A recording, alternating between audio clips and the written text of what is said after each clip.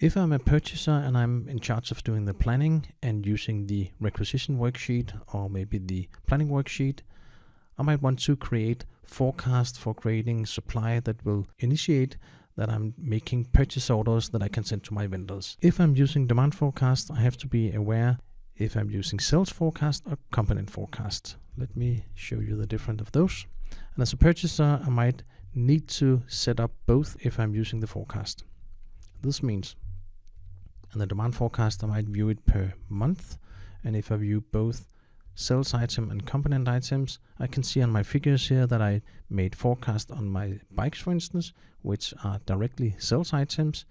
This sales forecast is written down when doing the calculation by sales orders, meaning in April, if I've sold or have in sales order 100 items, the forecast will initiate a remaining demand of 10.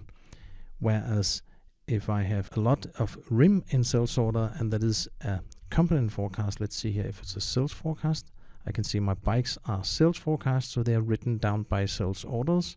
Whereas if I filter on component forecast, I can see here that my RIM and spokes are written down by production order component lines.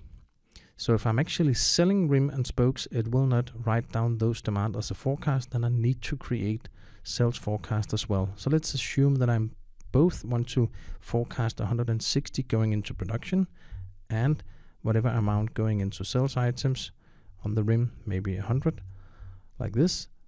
And when I see both my types, so I can see I have 260 on forecast now, whereas the 160 will be written down by production order component lines that I forecasted, and the 100 will be written down by sales order lines.